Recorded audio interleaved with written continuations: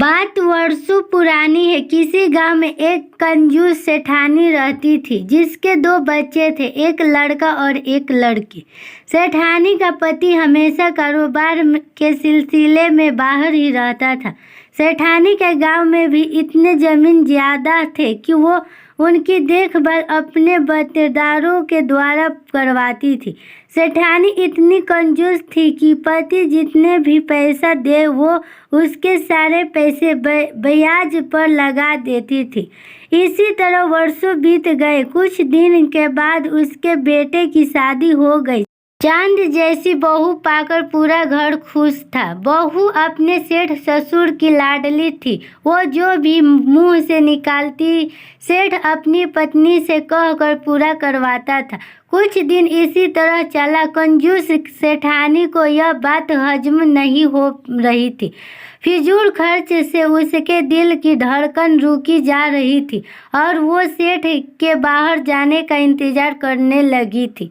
कब भाग दौड़ मेरे हाथ में आए, ऐसा ही हुआ। सेठ कुछ दिन बाद अपने कारोबार के सिलसिले में बाहर चला गया। अब सेठानी हर खर्च पर बंदिश लगाने लगी और बहू को समझाने लगी, देखो बहू, ज्यादा रईसी में जीने से कुछ हासिल नहीं होता है। हर खर्च को आधा करो, रसोई में भी हाथ कसो, 4 सब्जी की जगह 1 सब्जी बनाओ और इन सब से जो पैसा बचेगा उसको ब्याज पर लगाएंगे, जिससे तुमको आगे चलकर धन की कोई कमी नहीं होगी।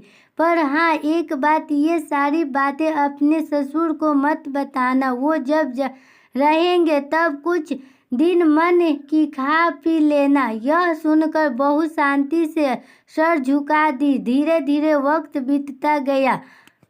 बहू जब भी कहीं घूमने और कुछ खरीदने के लिए पैसे मांगती तो सासू माँ फिजूल खर्च बताकर मना कर देती।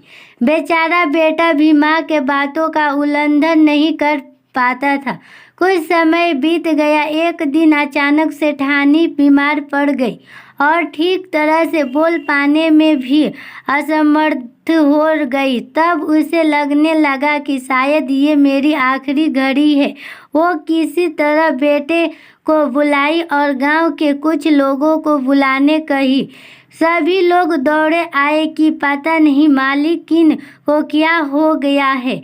जब आए तो देखे ये तो मरण अवस्था में आ गई है और उनके प्राण भी नहीं निकल रहे हैं। पता नहीं क्या कहना चाह रही है। वो बटेदारों और ग्रामीणों को देखकर खुद को संभालती हुए बोली, मैं जितने भी पैसे तुम लोगों को दी थी वो मेरी बहू को शुद्ध सहित लौटा देना। यह सुनकर सारे लोग हाथ जोड़ ली और बोले, मालकिन, अब आप भगवान के घर जा रही हो। हम लोग भी वहीं आकर हिसाब दे देंगे। अभी के लिए माफ कर दीजिए। इस पर सेठानी इशारे से अपने जुबान को बाहर निकाल कर बोली, इनको बहुत मोड़ कर तुम लोगों को पैसा दी थी। यह बोलते बोलते ही वह स्वर्ग सिधार हो गई। देख कर बहू टकी लगाकर सास को देखती रह गई, जैसी कह रही हो, पूरी जिंदगी ना खुद शौक से ही जी और ना मुझे जीने दी, बस धन धन करती चली गई।